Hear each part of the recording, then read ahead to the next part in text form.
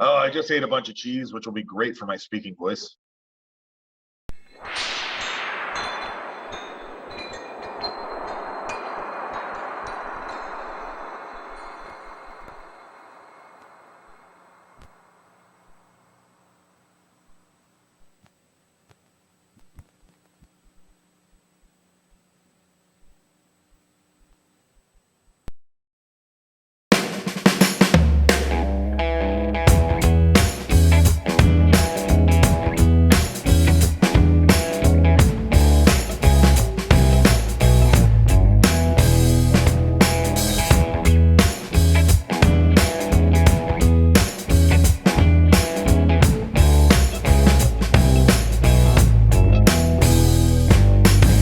So we met at that.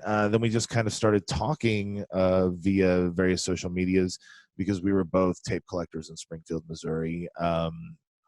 You have a much larger tape collection than I do. You think so? I don't know what you've whittled it down to. You were whittling it down whenever we moved out. I wouldn't say it's any smaller. Okay. If anything, it's grown. I just have a problem. Fair enough. Hey, I'm getting that way with trading cards, unfortunately. Doing fire sales on the Twitter and such. You know how it goes. So one of the things that I wanted to talk to you about, because this channel is about all sorts of collectibles, and I am personally a soul as blank VHS collector these days. But back in the day when we were trading and stuff, I very much loved all VHS tapes, and you hipped me to Ninja Terminator, which is your favorite movie. Well, you know what? I'm not going to tell you what it is to you. You tell me what it is to you, and you tell me and the viewers out there why Ninja Terminator. What Ninja Terminator, where Ninja Terminator, when Ninja Terminator, who Ninja Terminator, and why? Did you say why? I think I said why. Well, I think why is because ninjas. Ninja Terminator, I don't know if I'd say if it's my favorite ninja movie, because there's a lot, and I'll get into that. Because Ninja Terminator is a movie made by a man named Godfrey Ho, who made pretty much any movie with the word ninja in the title in the 80s and 70s, and I think even into the 90s a little bit. But it was there are a lot of movies out there with ninja in the title that were just like regular kung fu movies that they would, or gangster movies with some kung fu in it, that they would just put ninja in the title for the American release because we had Ninja Fever with the turtles and everything. But a lot Splinter of them, be with you. Yeah, absolutely. And so a lot of these movies you put on and they're just terrible, just really, really bad, just poorly lit, many scenes in bars, and it's just people talking, and you don't really, it's really difficult to follow a lot of them. But Godfrey Ho was like, he made all sorts of really crazy, weird ones, and they all had ninja in the title, like Ninja Protector, Ninja Terminator. A lot of them would also coincide with other popular movies in the United States, because kind of just trying to ride those. Like, oh yeah, my grandma got me this. My grandma got me Terminator. It's like, well, that's Ninja Terminator. Yeah. Early days Asylum. Yeah. So anyway, and he would also, Godfrey Ho made more interesting movies than most of the other ninja movies. So then whenever I like put it on, I was like, oh my God, this is like a whole different thing. And so I started looking at this guy's IMDb, and just everything looks incredible, and started, looking up trailers for the movies. They're so good. And I ended up watching Ninja Terminator, and it's just bananas. There's a robot that, like, they're the ninja, the bad guy ninjas clan send a robot to, like, it's a toy robot that walks and talks, and it like threatens him, and then it blows up, and the main ninja has this great mustache, and he can like teleport, and he has a Garfield telephone, and just it's insane. There's so much stuff that happens in it. The soundtrack's fantastic. They do the whole thing. Well, that may have been a different a different Godfrey Ho movie, but where they, the two guys shoot the crossbow at each other, right? And then it shows in slow-mo the arrows like, and they hit right on the tip and just bounce off each other. So cool. Anyway, I was became obsessed with Ninja Terminator, and I figured I would never ever find it on VHS because, I don't know, I just didn't expect that anybody in Springfield would ever have purchased that movie in the 80s or 90s or whatever. But I ended up stumbling upon at Youth of the Ozarks a yellow tape that said Ninja Terminator on it. And it has a guy in a black suit with a katana, and I'm like, wow, I can't believe I finally found this movie. So I'm just like ecstatic, and I get home and I pop it in my VCR, and it's not what I remembered because I hadn't seen Ninja Terminator for like a year or two before this, and my memory was like, I don't remember everything about this movie, but I don't remember it being this terrible, and it sucked. It was just really, really bad, and I'm like, well, I don't know, maybe I just misremembered. And I go out and look up on YouTube, and I was like, yeah, this is a totally different movie. And I went back and rewound it to the beginning to make sure that, maybe it was a different tape that someone had put in the Ninja Terminator slipcase. And the title card on the film also said Ninja Terminator. So I just was like, well, it's just a different Ninja Terminator. And then not too long after, I was at Red Racks, and I found a tape with a black slipcase that I will also stop says, you right there, since Red Sure. Racks are not a national chain. That is okay. that is DAV. like a Goodwill. The Goodwills in Springfield kind of suck, and what other places know as a Goodwill, Red Racks takes that position. So it was a black slipcase with a different ninja on it, and I was like, oh my god, this is definitely got to be the one.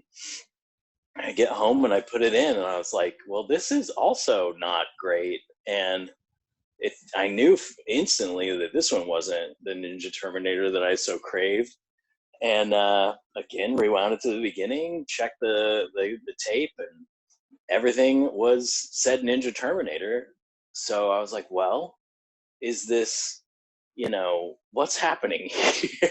How can there be two different Ninja Terminators? Or maybe this one's like the same as the other one that I thrifted, but I went back and watched the two movies back to back, or at least, enough of it, and they're totally different movies. So there are three different Ninja Terminators, but the strange thing was that the yellow tape and the black tape that I found that are not the Godfrey Ho one that I wanted were they had, even though they were different movies, the back cover on the slipcase has the same description. So I don't know. I don't know what's going on. They just put different films on there, and we're just like, well, I guess what's on a cut case doesn't have to match what's on the film. But yeah, that's pretty much it. I ended up finding the good Godfrey Ho Ninja Terminator on a Betamax eBay purchase. So I finally that was going to be and bought it. I think the first time I brought tapes over to your place, you had just gotten the Betamax and we're pretty proud of it. Oh yeah. I've my relationship with Betamax is pretty stupid. I think I have more Beta VCRs than I do tapes, and only two of the VCRs work now. So I mean, those are so hard to come by these days. Hoarding them makes sense if you've got the room for it. Oh, I've been ordering regular VHS VCRs. Honestly, if I find them for $5, $10, I buy it, because I'm all who about knows it. how long the ones I have will last. Exactly. Like I'm sitting here, like I have one of the crappy mono ones, just because I don't want to lose whenever this good one that I have breaks down. Like I don't have any other VCR, So. Oh yeah. And also, I like to dupe things. Duping things is fun. Oh yeah, for sure. It's not. I don't feel bad doing it because the sold as blank stuff was meant to be, duped. So commercials and what have you. Wow, I guess those FBI warnings mean nothing to you, huh? Oh, I'm shaking in my boots at that blue screen. With its my dog brought a toy over in the middle of us talking, and so I had to take it from him and throw it. Well, that I guess pretty much covers it. Okay. That's really what I wanted to talk to you about. I know it seems Sure. like not much, but I promise it really was awesome. Oh no, that's totally great. So let's get out with a plug for whatever you would like to plug. I would think I know what it is, but I don't know if you want to associate that with my crazy nonsense. Oh no, it's totally fine. Yeah, I'm happy to be associated with your crazy nonsense.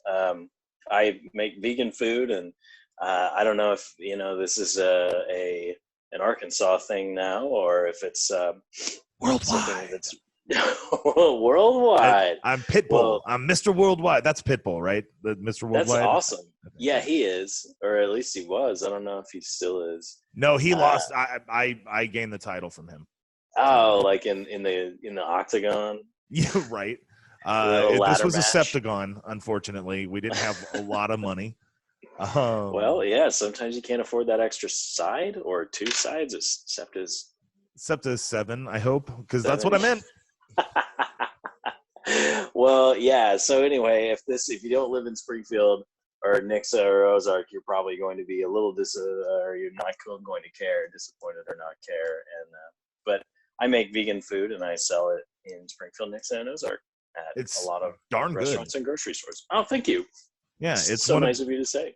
It's one of the things we stock up on the rare occasion we go up to Springfield. Well, if you're really stocking up, just come get it direct from me.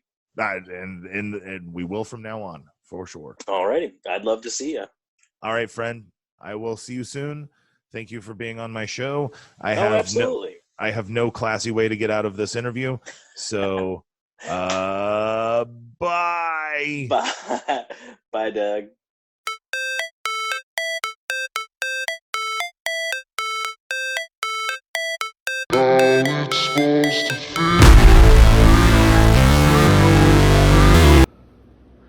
All right, this is not a repeat from last week. These are 2 new fully loaded Nash Carter cards. This is another base, and this one is out of 99. The other one from last week was out of 75. I continue to underbid on any fully loaded card I can find, especially ones that are nice and shiny, because I fully believe that once Prism hits and things get a little settled, that's going to be the number 4 set people are going to be looking for whenever they realize they can't really afford to get in on Prism from the top.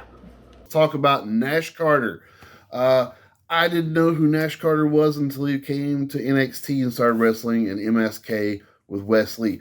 Both of those guys have been around for a long time, wrestling together under different names, and I think both of them have a future together under the same names, under different names, whatever. But the point is, I don't really see Nash Carter really ever blossoming as a singles competitor. Now, that is also largely in fact that I don't see him getting a good singles push.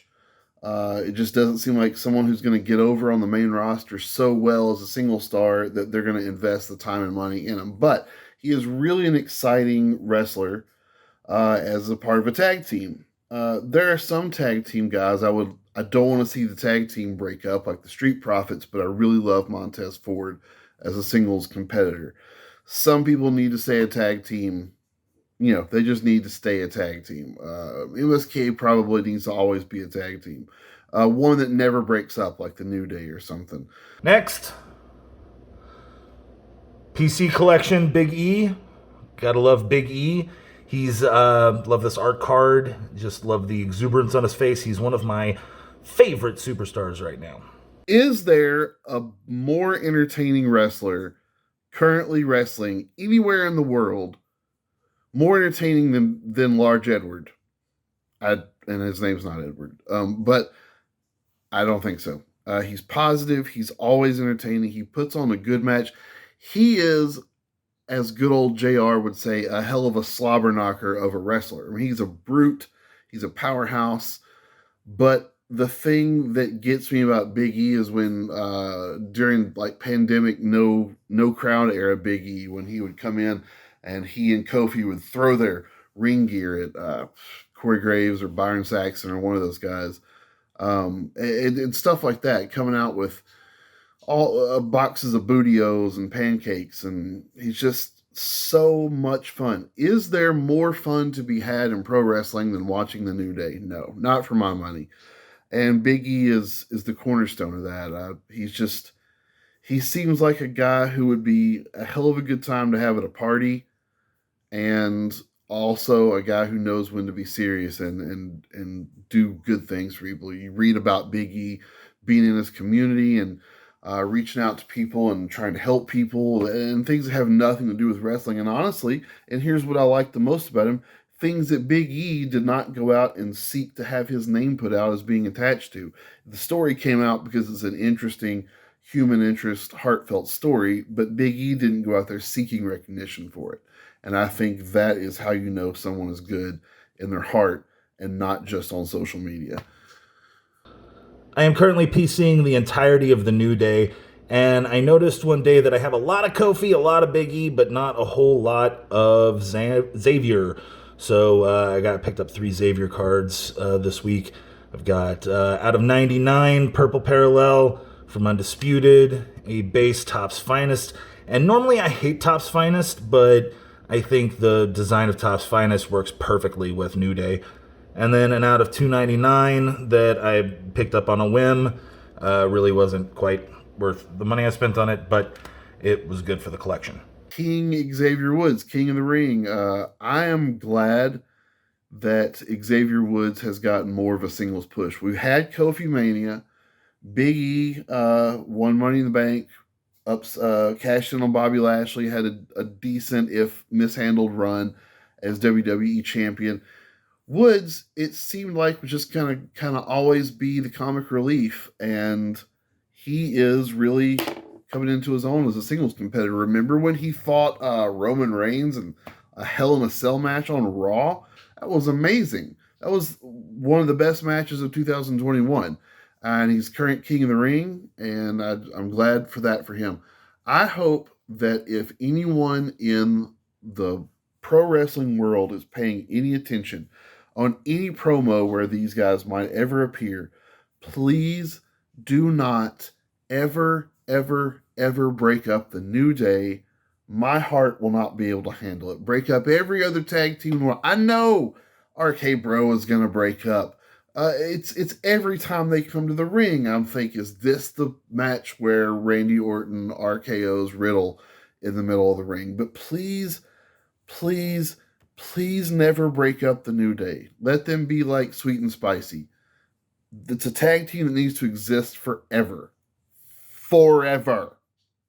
Next, some more of these 1976 Marvel stickers. We've got, these go in the Fantastic Four PC, not the full collection. I always want dupes of the Fantastic Four just because of that. We've got Damian Hellstrom, the Son of Satan, and then a puzzle piece here.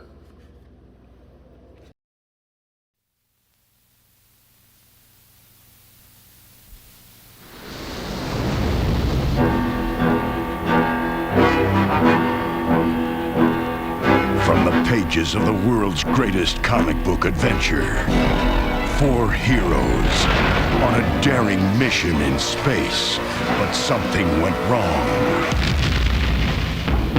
Genetically transformed, they become the most powerful superheroes of all time.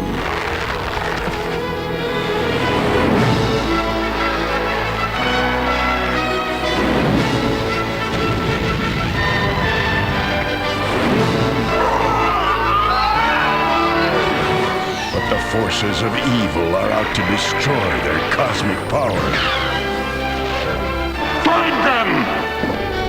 And to survive, they must utilize all their strength.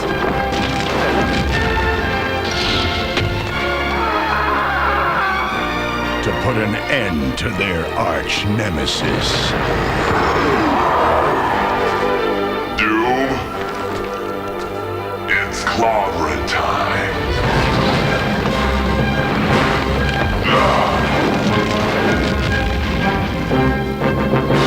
The Fantastic Four.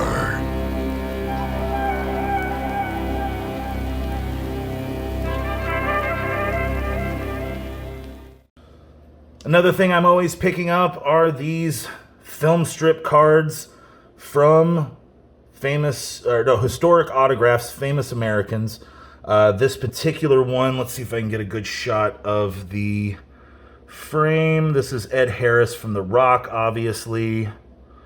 And now, can't get it close enough. But you can definitely tell that they are in The Rock. And they are currently walking down the aisles of The Rock. Hey, Sue, Nicolas Cage. So you've broken me out of prison so that I can help you break into another prison, did you? Yes. I've broken you out of prison so you can help me break into another prison, because in that prison is the key to a third prison. And it's really a cool prison. Ugh. I am probably James Bond from the first couple of James Bond films. Probably. You've heard that theory, right? The Rock? No. The Rock was an ex-James Bond. No, I didn't know that. Oh yeah, read up on that. It's totally a thing. Another one I have here is, I got this in the same lot, picked up two different, 25 cents each on these. And I have Minnie Driver and Grosse Pointe Blank. Love the movie Grosse Pointe Blank. Probably my favorite John Cusack movie. Definitely a movie you should check out if you haven't seen it. But these cards, always picking these up because I do believe in the long-term value of these nostalgia pop culture cards. You know, John Cusack, I know that you've been in love with Minnie Driver since you were in high school, but I don't think she's going to respond well to you being an assassin now. Look, I hear you, but I'm a really good assassin. Lloyd!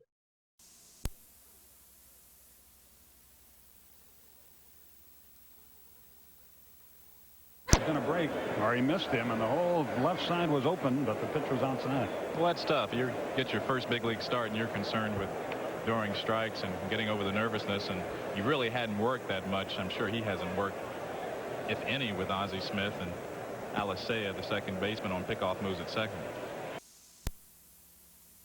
Ed Asner. No, yes, Ed Asner, of course. As we all know, Lou Grant himself stole a bunch of nerve toxin and threatened San Francisco.